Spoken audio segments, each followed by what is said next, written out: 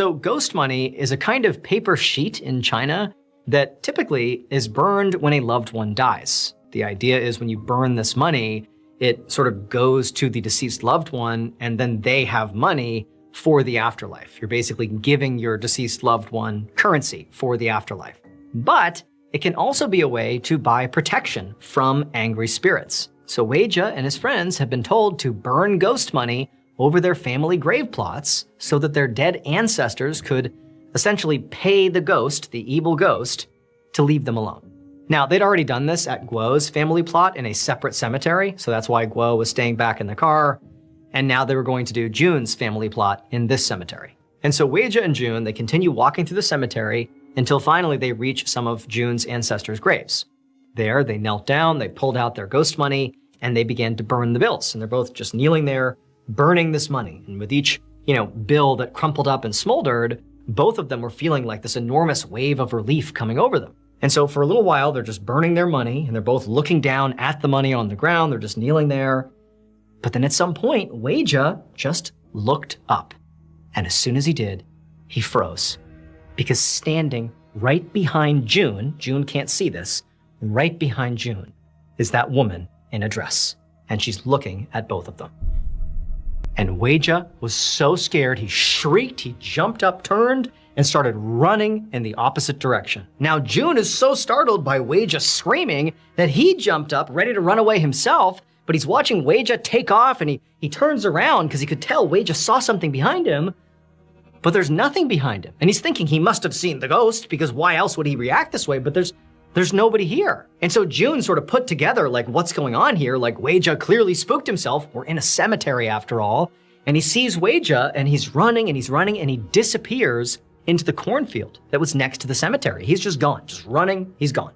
Now, this cornfield was pretty massive. It had not been harvested, so the stalks were really tall, and clearly, like, Weijia was on a mission, and so Jun was not about to just chase after him. Instead, he ran back to the car, and he grabbed Guo first, and the two of them went after Weijia.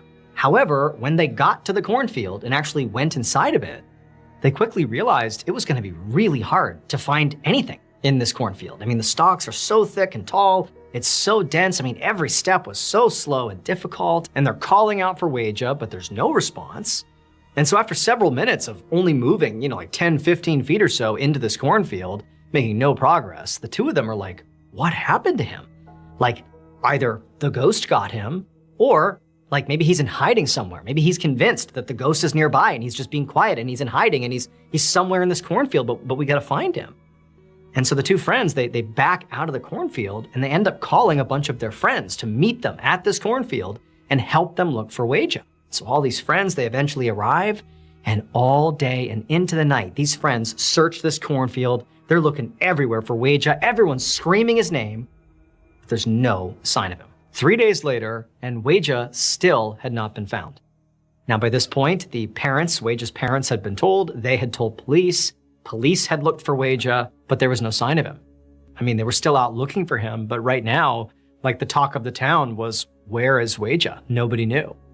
And so on this day, 3 days after the day that Weijia went missing, Jun was sitting in his room just feeling miserable. All he can think about is his friend and what happened to him. Like, he ran off after presumably seeing this ghost. Like, did the ghost get him? Like, all these horrible thoughts are going through his head. And Jun, as he's sitting in his room, he hears his mom call out to him, telling him there's a visitor. And so Jun, he gets up, he leaves his room, he goes to the front of the house, and he sees a police officer standing in the doorway. And this officer would tell Jun and his mother that they had found Weijia, and he was dead. His body was found in a lake that was not far from the cemetery, and that he had drowned. Jun is completely shocked. I mean, on the one hand, he sort of was expecting bad news at this point. I mean, basically everybody was. But to hear that his friend was dead was just horrific. And he, really struggled to keep back tears. But, before he could really even react to this, the officer went on to say that, Jun, we spoke to Weijia's parents and they told us that you and Guo were with their son last, that you were with him before he vanished. And so we just want you to tell us, now that we know he passed away, that he drowned, we want to know what happened. What did you see? Like, what led to him drowning? And Jun, he just launched into the most detailed version of the story he could possibly think of.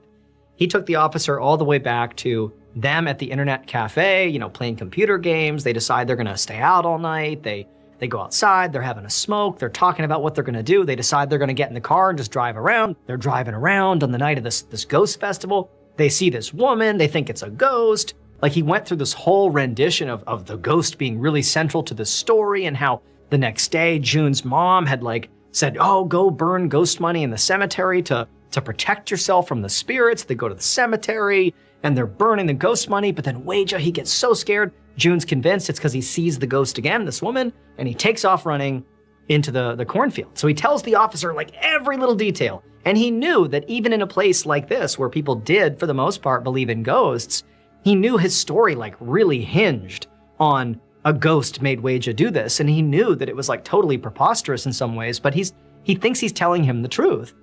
And so he tells the officer all this stuff. And the officer's just staring at him, and he's clearly very skeptical. And then at some point, after June is done, and he's just waiting for the officer looks at him, and he asks him one question that once he answers honestly, it completely explains everything that happened. It would turn out that woman who was sitting in the middle of the road that sort of became the centerpiece of this whole ordeal was not a ghost. In fact, she wasn't even real.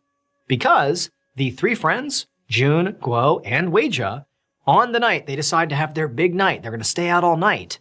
When they went out for a smoke, they didn't smoke cigarettes. They smoked methamphetamine, which can cause you to hallucinate.